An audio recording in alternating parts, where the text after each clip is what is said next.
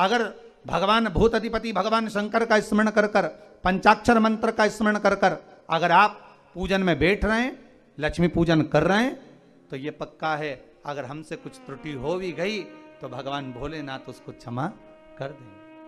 और माता से निवेदन करना, हे लक्ष्मी मैया, हे वैभव लक्ष्मी, हे माता अष्टलक्ष्मी, हे माँ संतान लक्ष्मी, धान्य लक्ष्मी, वैभव लक्ष्मी, प्रतिष्ठा लक्ष्मी, यश लक्ष्मी, कीर्ति लक्ष्मी, आरोग्य लक्ष्मी, संतान लक्ष्मी, हे माँ ऐसी कृपा करिए, आप हमारे घर से रुष्ट होकर ना जाइएगा।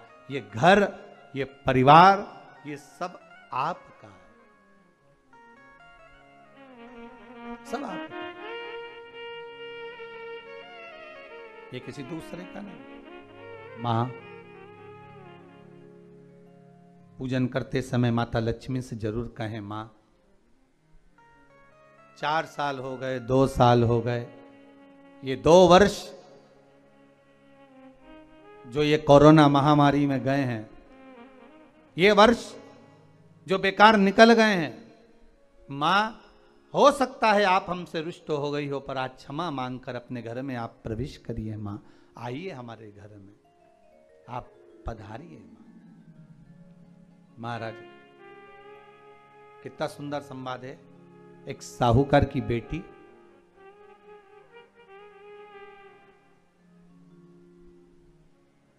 साहूकार की पुत्री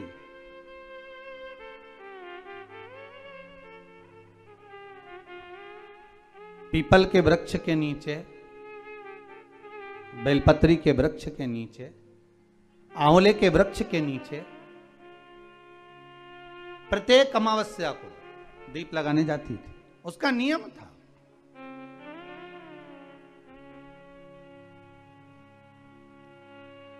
साहूकार की पुत्री प्रत्येक अमावस्या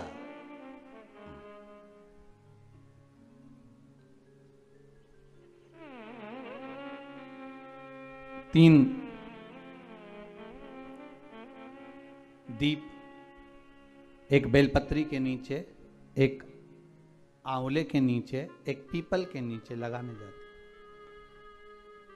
महाराज आज नारायण ने कृपा कर दी, और क्या कृपा करी कि आज सरस्वती, पार्वती और लक्ष्मी तीनों इन वृक्षों के नीचे जाकर विराजमान हो गई। पार्वती मैया तो पहले से ही बेलपत्री के नीचे है,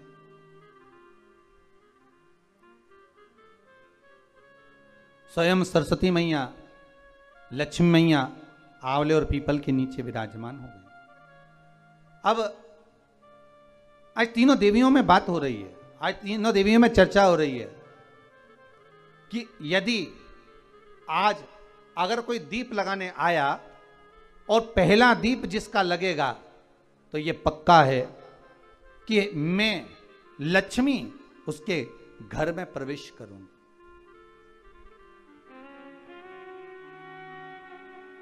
सरस्वती जी बोली, जो पहले बार दीप लगाने के लिए प्रथम में आएगा, मैं उससे अपनी सहेली बना लूंगी, उसको अपनी मित्र बना लूंगी।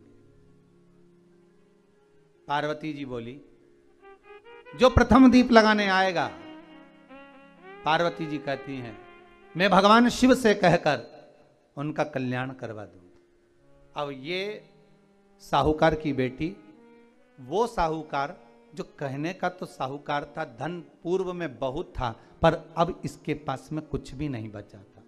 देखिए, सुख दुख तो जीवन में चलता रहता है। आज सुख है, कल दुख है, फिर दुख है, फिर सुख है, ये जीवन में चलता रहता है। भगवान ने दिया, हो सकता है पूर्व में आपके पास में खूब धन होगा, वैभव होगा, सत्ता होगी, फैक्ट्रियां भी होंगी, दुकान भी होगा, धंधा भी होगा, पानी भी होगा, सब कुछ, सारी सत्ता आपके पास में होगी, पर समय की घड़ी किसने देखी है साहब? कौन देखा घड़ी को, कौन देखा पल को?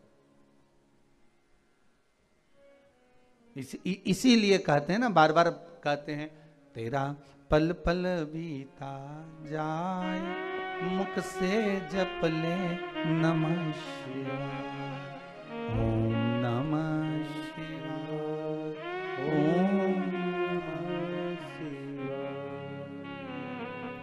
बड़ी मुश्किल से मिलता है। घड़ी, पल, समय, नक्षत्र कब बदल जाए किसको मालूम है? आज साहूकार के जीवन में था साहूकार कहने का, पर धन नहीं था, वैभव नहीं था, सब समाप्त हो गया था, कहीं पैसा चले गया, लग गया। महाराज बेटी ने वही दीप तैयार करे। दीपावली की अमावस्या नहीं थी, पर दूसरी जो अमावस्या थी उस अमावस्या पे उसने दीप लगाया। जैसे ही दीप लगाया, 3 देवियों ने आवाज लगाई, अरे सखी सुनो तो। साहूकार की बेटी बोली, किसकी आवाज आ रही है? अरे सखी सुनो तो। सखी ने कहा, क्या बात है? आवाज आई, 3 सुंदर स्त्रियां, बड़ी सुंदर युवती बनकर, सुंदर आभूषण वस्त्र पहनकर बैठी हुई थी। एक ही जगह पर तीनों बैठी हुई हैं। इसी को त्रिवेणी कहते हैं महाराज। जो त्रिवेणी का जो वृक्ष होता है, उसमें 3 त्रिवेणी का जो वृक्ष होता है उसमें दिए लगाने का बड़ा महत्व होता है, तो इसी को त्रिवेणी कहते हैं। तीनों बैठी हुई थी। अब तीनों बैठी, आवाज लगाया, हम आपको सहेली बनाना चाहते हैं, सखी बनाना चाहते हैं, आप हमारी सहेली बनेंगी? अब इस साहूकार की बेटी को लगा, ये तो बहुत पैसे वाली दिख रही हैं, धनपति दिख रही हैं, और मैं तो गरीबड़ी, और ना जाने में अगर इनकी सखी बन गई तो फिर इनको क्या मुझे देना पड़ जाए, कोई भरोसा है? इसलिए शास्त्र कहता है कि मित्र भी बनाओ तो सोच समझ कर बनाओ। मित्र भी बनाओ तो सोच समझ कर बनाना। ज्यादा धनपति मित्र बन गया तो मन में आएगा कि जब ये घर आएगा तो इसको घृत का भोजन तो कराना ही पड़ेगा, घी का भोजन तो कराना ही पड़ेगा।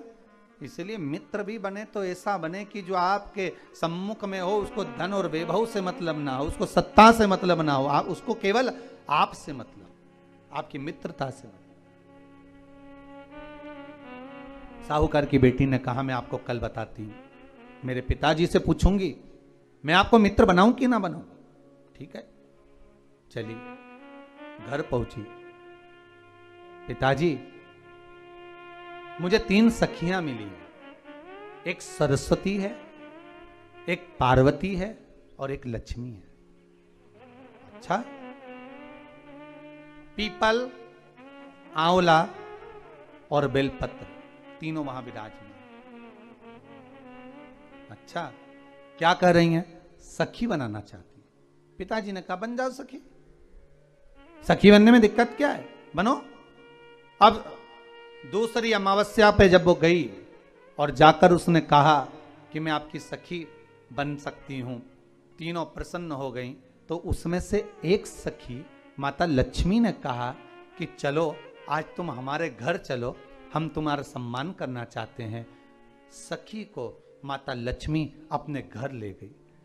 साहूकार की बेटी को जब घर लेकर गई, सुंदर सोने की चौकी, सोने की थाली और सोने के गिलास, पकवान एक से बढ़कर एक माता लक्ष्मी ने जब साहूकार की बेटी के सामने परोसे, इधर माता सरस्वती, इधर माता पार्वती नजदीक में बैठ गई और साहूकार की बेटी पकवान को पाने लगी।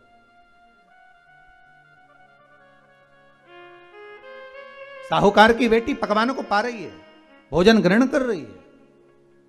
अब भोजन करने के बाद साहूकार की बेटी चली गई।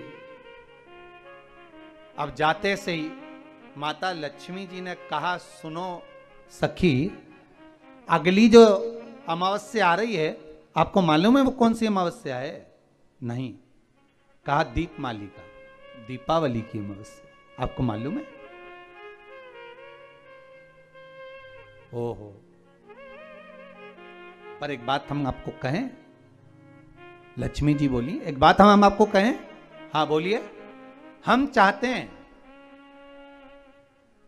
इस अमावस्या को आप हमारे घर आई हो, अगली अमावस्या को हम आपके घर आना चाहते हैं। क्या आप हमें बुलाएंगी? सखी ने कहा, साहूकार की बेटी बोली, अगर आपका मन है आने का तो आप आओ, मना नहीं है।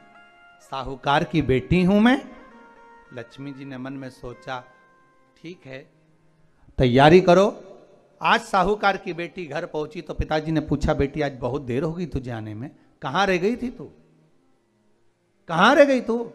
बेटी कहती है, 3 सखियों के घर गई थी, आने में देरी हो गई, पर मेरी सहेली माता लक्ष्मी जी कह रही हैं कि अमावस्या के दिन मैं तुम्हारे घर में आऊंगी। तो पिताजी ने कहा उसमें क्या दिक्कत है, तैयारी करो। तो पिताजी घर में अपने खाने के लिए तो कुछ नहीं, तो माता लक्ष्मी को क्या खिलाएंगे। कई लोग कहते हैं कि दीपावली पे ना तो हमारे यहाँ घी है, ना हमारे यहाँ तेल है, ना हमारे यहाँ कपास है, ना हमारे यहाँ पर मिठाई बन रही है, ना हमारे यहाँ अच्छे वस्त्र हैं, हम क्या पहने माता लक्ष्मी को रिझाने के लिए।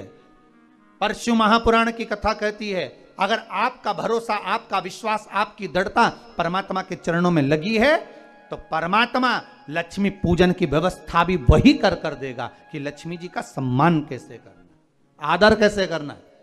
घर में बच्चों का विवाह होता है, टेंशन आपको होता है, परमात्मा पर छोड़ दो, भगवान विवाह कराने वाला होगा, भगवान पाणिग्रहण संस्कार कराएगा, भगवान व्यवस्था करेगा, क्योंकि जन्म उसी ने दिया है तो मृत्यु भी वही देता है, जन्म उसी ने दिया है तो पाणिग्रहण संस्कार भी वही करा देता है।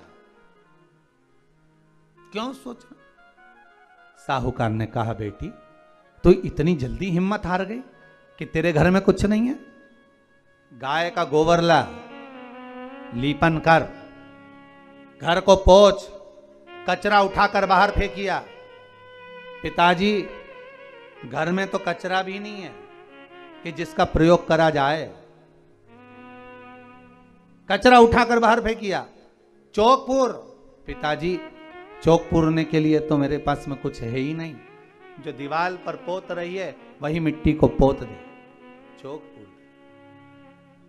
उनके घर गई थी, सोने की चौकी पर सुंदर आनंदमय भाव से बिठाया है मुझे, सुंदर सोने की थाली में भोजन कराया है मुझे,